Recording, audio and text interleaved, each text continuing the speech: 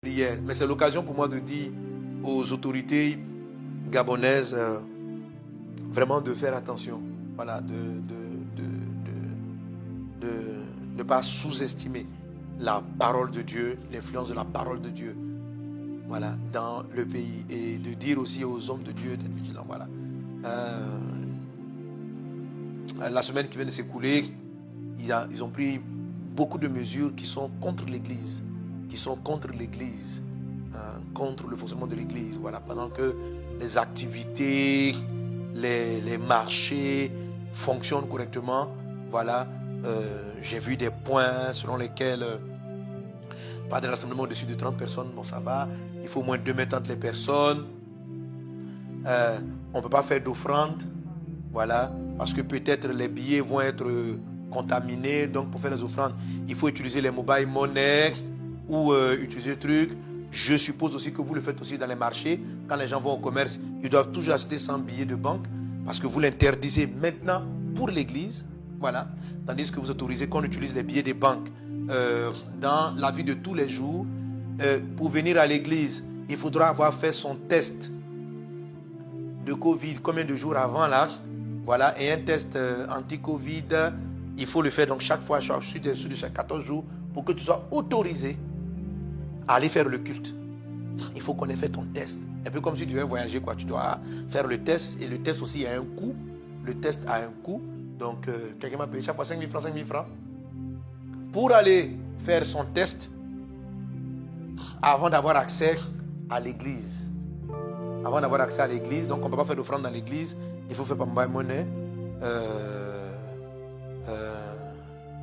Et puis plein de mesures qui sont étranges, qui ressemblent à une attaque, à un défi, non pas sanitaire, mais un empêchement de la liberté du culte, et qui n'appelle pas à la responsabilité. Pendant que les gens se fréquentent, on peut circuler, aller au restaurant, aller dans les centres. Donc, c'est une attaque particulière au nom de Dieu. Vous voyez, vous avez peut-être eu affaire à des prophètes, à des hommes de Dieu, mais ne vous en prenez pas à l'œuvre de Dieu.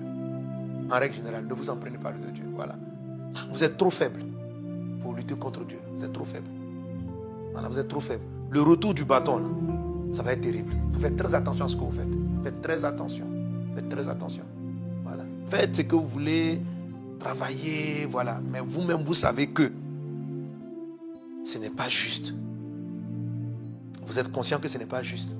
Voilà. Si vous avez des palabres contre des individus, traitez ça directement. Si des gens ont dit des choses qui ne vous ont pas plu, parlez-leur directement.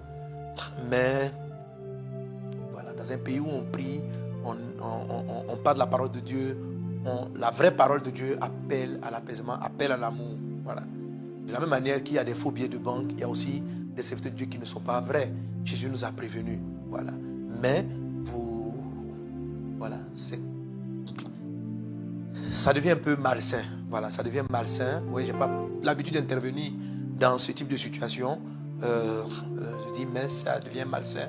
Et il ne faut pas le faire. Il ne faut pas le faire. Vous qui vous occupez de telle loi, qui vous asseyez là-dessus sous prétexte, ne le faites pas. Ne le faites pas. Même dans les pays plus musulmans, d'autres religions, la plupart n'ont pas osé faire des choses de ce genre. Aller jusqu'à ce point. Voilà, donc, je vous en prie, par les compassions de Dieu, de revenir sur ces mesures-là, de les changer très rapidement. Et puis d'aller à des choses plus objectives, certes de la prudence, mais voilà, de la prudence par rapport à ces situations, ce qui est totalement normal, mais s'attaquer délibérément, n'osez pas faire ce pas-là, n'osez pas. Donc s'il vous plaît, à cause de Dieu, à cause de vous-même, voilà, par la crainte de Dieu, choisissez les bonnes voies. Voilà. Je dis souvent aux gens, ne cherchez pas des palabres où il y en a. Voilà, ne cherchez pas des histoires où il y en a. Voilà, parce que c'est pas passer Sanogo ni un pasteur quelconque, mais vous allez voir ce que vous allez voir. Voilà. Personnellement dans la vie, c'est-à-dire que tous ceux qui sont assis puis qui ont écrit ça là, voilà. Wait and see. Amen. Wait and see.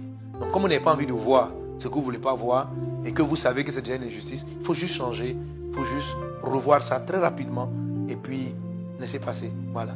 Parce que ça va créer beaucoup de tensions inutiles dans votre pays Je crois que le Gabon a besoin de paix, le Gabon a besoin de la grâce de Dieu, il a besoin de la prière, non pas de troubles et de décisions inutiles. Si vous voulez oser rentrer là-dedans, que Dieu vous garde, que Dieu vous protège, que la main du Seigneur soit sur le Gabon, que le Gabon soit béni, que le Gabon soit protégé, que la faveur divine soit sur le Gabon, que la grâce divine soit sur les nations.